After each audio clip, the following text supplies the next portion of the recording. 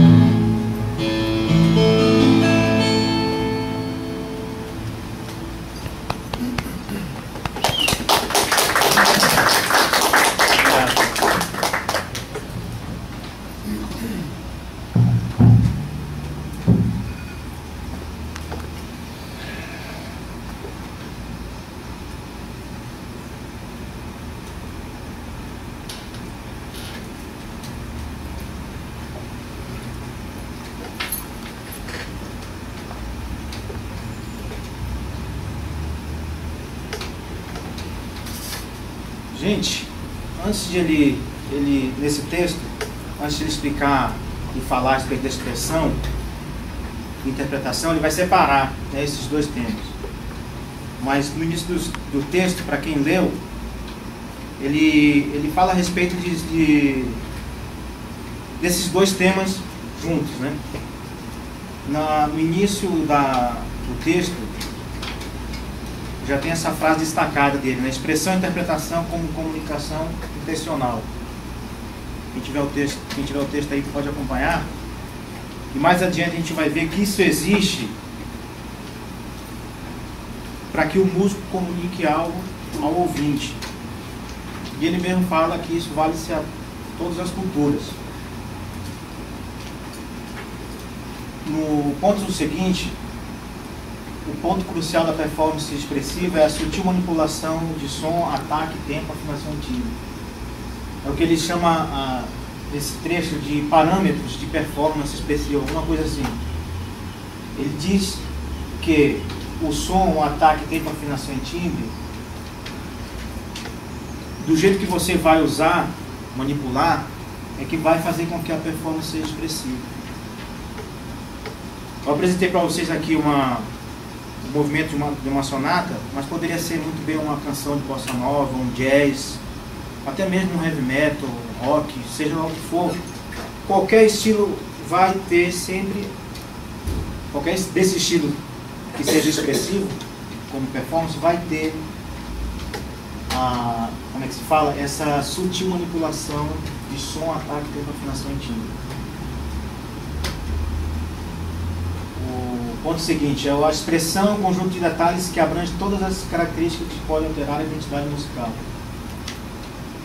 Um exemplo claro disso foi voltando nesse exemplo que eu toquei para vocês, uma música que faz parte do período barroco, né? Ser uma composição de Antônio Vivaldi.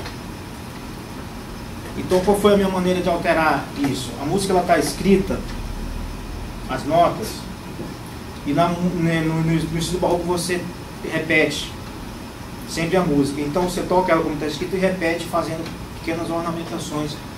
Para quem deve conhecer, depois eu vou explicar mais adiante com a partitura, como eu trabalhei essa ornamentação. Então essa foi a maneira de eu alterar a partitura, não alterar as notas, mas sim a identidade, correto? A performance expressiva, que são os parâmetros, né, que ele fala ao depois do texto, tempo, timbre, som, afinação, demonstra todo o trabalho pessoal. Ele fala até a respeito de que quando o intérprete está fazendo sua apresentação, o ouvinte às vezes nem sabe do trabalho que o músico tem, né, para desenvolver a sua técnica na música. E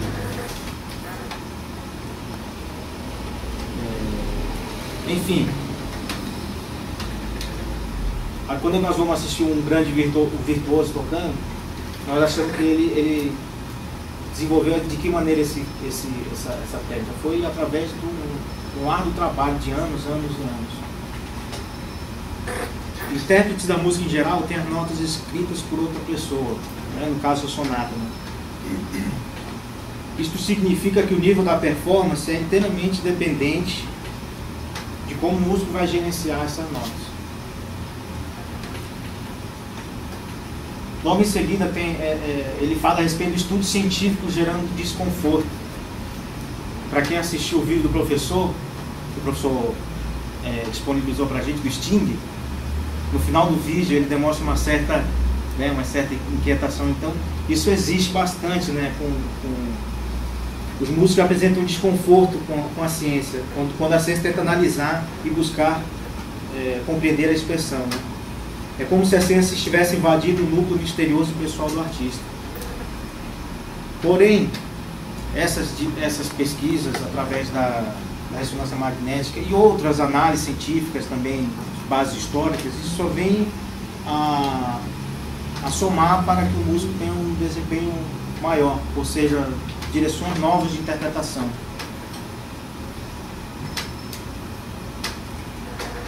Um exemplo claro disso é o ponto seguinte, é o desenvolvimento de tecnologia para análise de tempo e afinação. Eu toquei para vocês aqui a sonata e toquei com um playback. Eles são meio sofisticados que, sei lá, 40 anos, não, eu posso dizer com certeza 10 anos atrás não existia. Né? Por exemplo, 20 anos atrás isso era impossível, você teria que ensaiar ali com a pessoa sempre para tentar. Hoje não, você já consegue desenvolver seus programas sozinho, através desse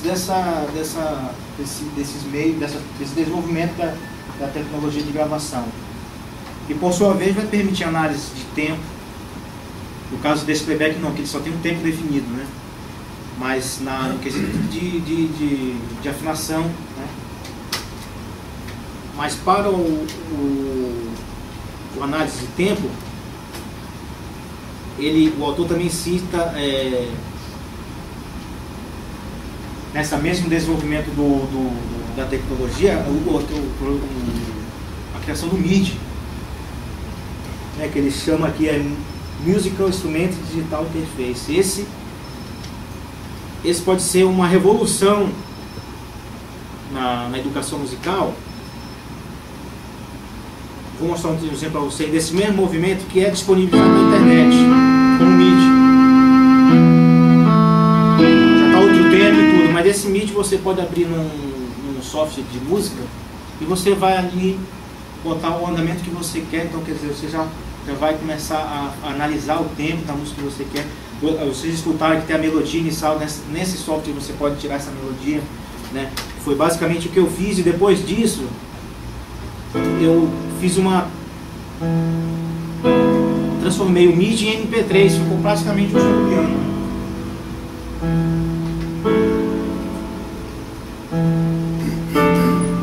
Claro que isso não vai resolver todos os seus problemas, né? Mas na hora de você tocar com a playlist na performance, você vai estar com uma disponibilidade maior de intenção, né?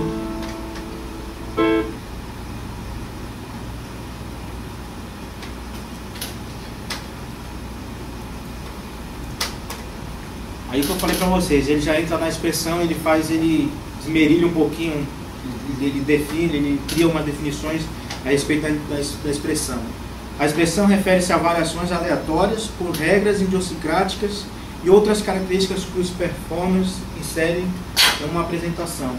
Eu poderia dizer essas outras características no nosso caso desse movimento. Eu vou tocar para vocês esse trecho no segundo sistema aqui, que é uma tercina, e eu fiz de acordo com a minha capacidade,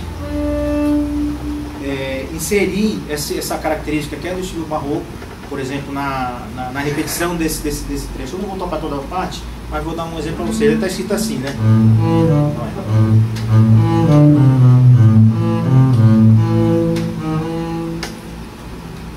Então, o que eu inseri?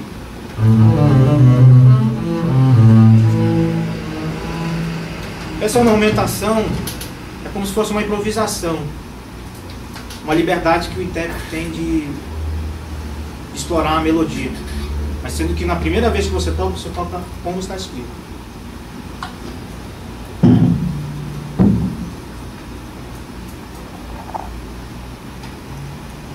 Na variação aleatória, ele fala a respeito do tempo, intensidade e timbre. Aqui nós temos 4 gráficos de pessoas, de 4 pianistas brasileiros destacados, né? Miguel Proença, Sônia Rubinski, Stella Caldi e Murilo Santos.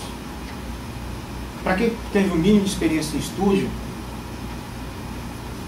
hoje nós temos softwares que você visualiza a sua intensidade. E esse é o mesmo trecho de uma música tocado por 4 pessoas. Nós podemos notar que cada pessoa tem a sua intensidade de tocar. Né? Nós vamos ver o Miguel Proença, ele já... Basicamente todos começam quase iguais, né? Mas logo em seguida, no trecho, cada um tem a sua dinâmica, cada um vai ter sua intensidade, e eles praticamente começam igual e terminam igual, né? Então isso é um exemplo claro da intensidade. O tempo como já se vê, cada pessoa tem seu tempo. Então, se a música é um alegro, ela vai ser um alegro em geral para todos, mas esse alegro vai ser diferente do meu, diferente do professor, diferente de cada um de vocês. Outro exemplo de variação aleatória foi o que eu fiz. Essa sonata, ela é escrita originalmente para violoncelo. Então é outro timbre, né? Vocês notam, voltando ao desenvolvimento, já olha o teco gravo, praticamente igual para o playback, né? É impressionante assim. Eu ia apresentar para vocês com um vídeo, só que eu consegui esse playback semana passada. Então já me ajudou bastante.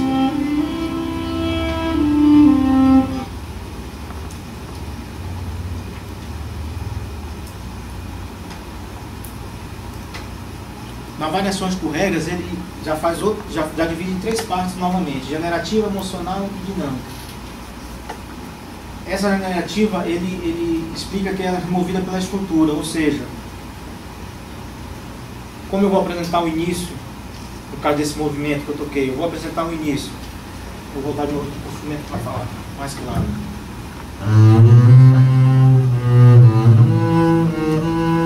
Esse seria um tema do movimento, né?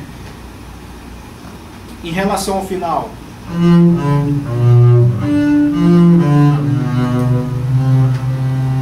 eu vou tentar explicar isso para o ouvinte, que eu estou tocando o início, que eu vou tocar o meio, que eu vou estar chegando no fim. Ou seja, essa estrutura eu tenho que deixar clara para o ouvinte, que eles chamam de generativo. A outra regra que ele menciona é emocional. Tem um exemplo aí, que a felicidade é melhor comunicada por um trecho rápido. Ele fala até a respeito da articulação. Você tentar explicar que está feliz, você poderia usar uma articulação staccato, né? Que seria curtas, né? As notas curtas. Se você me permitir, no final eu tocaria o último movimento, que é mais...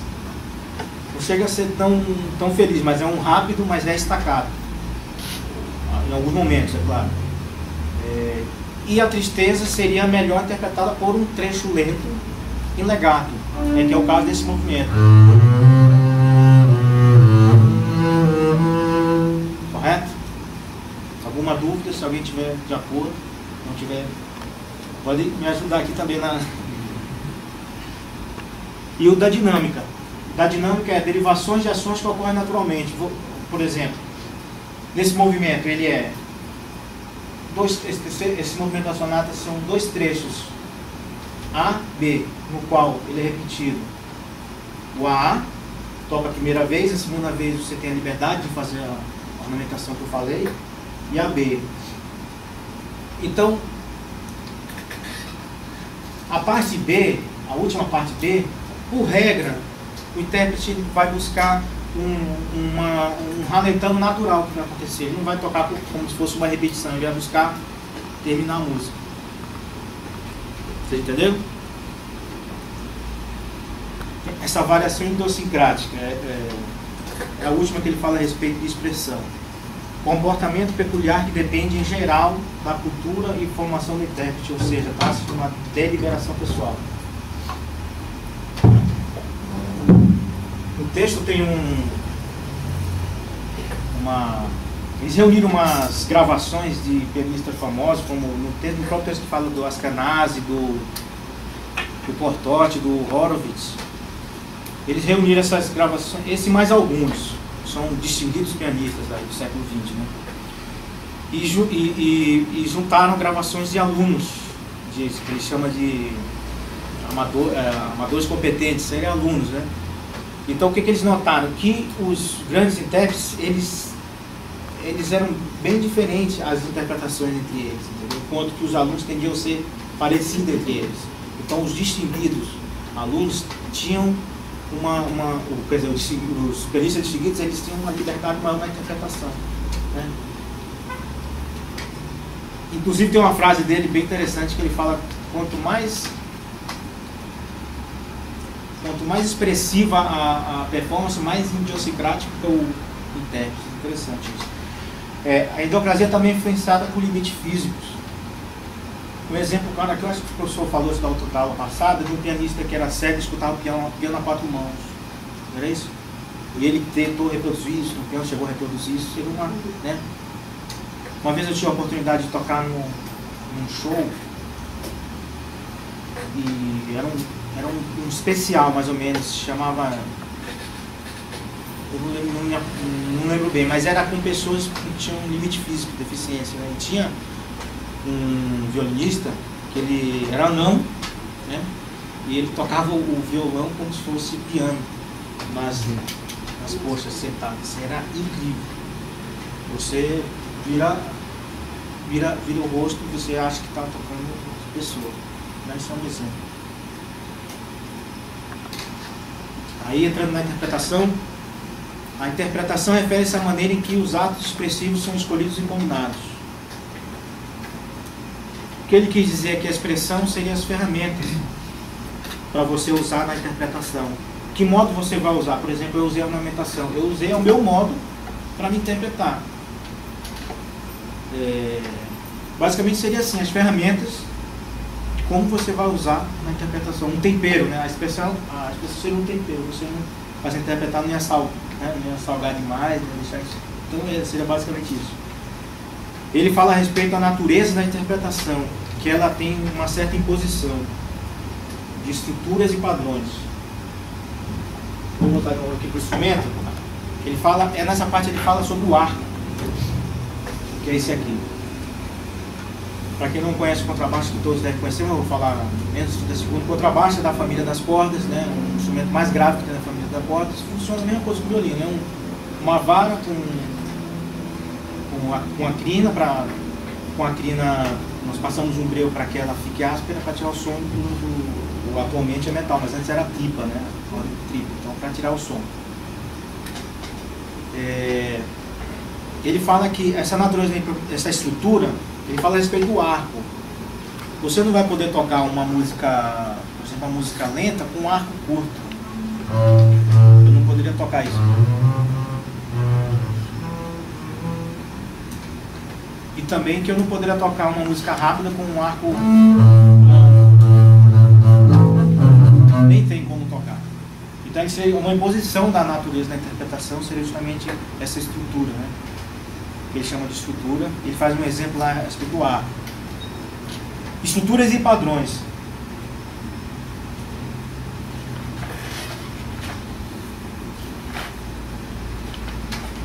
Padrões. Em essência, os performers exibem suas importantes decisões musicais em um trecho visível, sem desperdiçar a oportunidade. Ou seja, naquele clímax da peça, o músico nunca vai deixar passar de qualquer jeito. Ele vai querer transmitir ali o virtuosismo e tal, então ele considera isso como um padrão, né, para a interpretação. Ao escutar a música, o ouvinte demonstra interesse aos aspectos de uma composição. Ele fala a respeito que esse impacto emocional que o ouvinte tem funciona como um ponteiro em uma escala.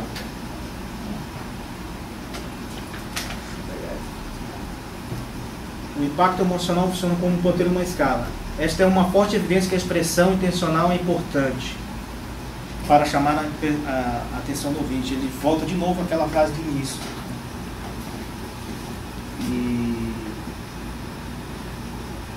Enfim, seria para chamar a atenção do ouvinte, o músico vai demonstrar ali toda a sua capacidade sua capacidade de chamar a atenção emocionalmente.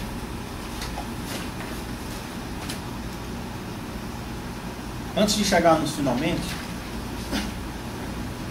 ele faz aí como se fosse uma coda. Ele fala a respeito de uma otimização da expressão e interpretação, né?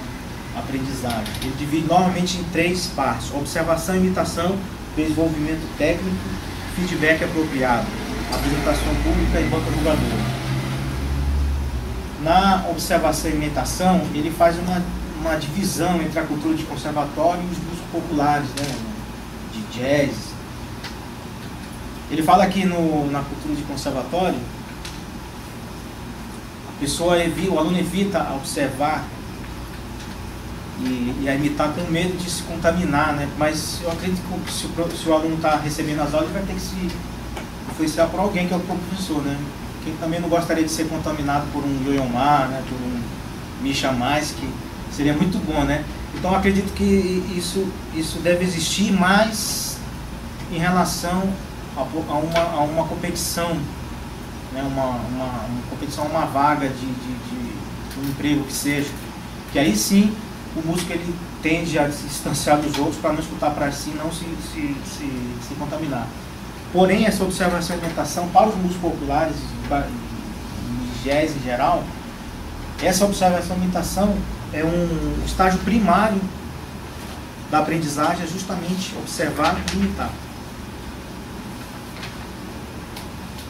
Desenvolvimento técnico. O argumento para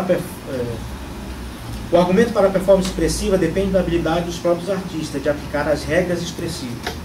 No entanto, nem sempre os performers são conscientes de tais regras. Uma vez que as regras são dominadas, a performance torna-se espontânea. Tem um gráfico que eu acho que define bastante aquelas 10 mil horas que a gente fala desde o início das aulas. No desenvolvimento técnico, esse quadro vai definir bem. Controle, aprendizagem e desenvolvimento. Se alguém quiser vir pegar algum trabalho e tocar, em segundos você vai ter controle e passar o arco na porta. Mas a aprendizagem tem que ser feita por aulas, por horas, né? E o desenvolvimento aí sim. Se fosse no caso um músico profissional, acho que seria em meses para aprender uma música. Mas para o desenvolvimento mesmo, no geral, seria anos, que chegaria aos 10 mil horas, né? Ele fala a respeito disso. O feedback apropriado, que é o retorno que a gente tem, ele separa entre apresentação pública e banca julgadora. Na apresentação pública, existem poucas oportunidades para os performers obterem o feedback dos ouvintes, em relação às intenções expressivas expostas pelo intérprete.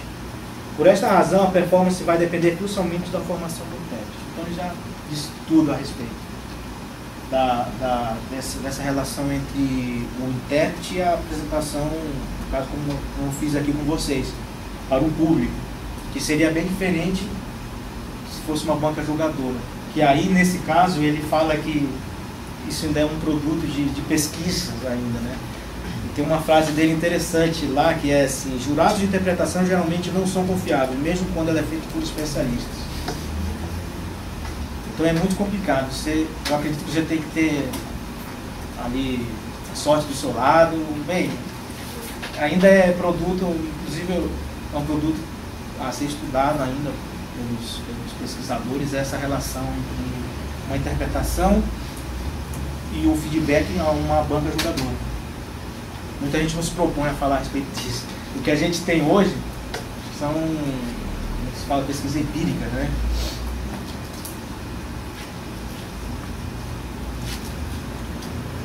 A gente concluindo o trabalho, eu vou usar as palavras dele. Finalmente, na qualidade da performance, é preciso um pouco de cautela, devido a cada tradição cultural priorizar parâmetros diferentes de habilidades musicais. Esses parâmetros diferentes é justamente o que nós falamos no início, do som, do ataque, da afinação. Acho que principalmente do som, da afinação não, acho que tudo tem que ser afinado, né? Tem que ser... mas o que ele quis dizer seria isso, o que é importante para a performance na música barroca seria diferente na música romântica, assim como na música clássica. É sempre necessário entender o máximo possível sobre o contexto social e cultural da obra apresentada antes de tomar qualquer decisão, seja de expressão ou interpretação. Ou seja, tudo se resume em uma palavra só, a cautela. Você ter cuidado quando vai interpretar uma obra e não tentar descaracterizar ela, né, dentro do seu estilo. Eu usei como bibliografia o texto do Lema, do Slobodan, textos complementares da Sônia Albano, da Marília e a sonata do Antônio Vivaldi. Obrigado.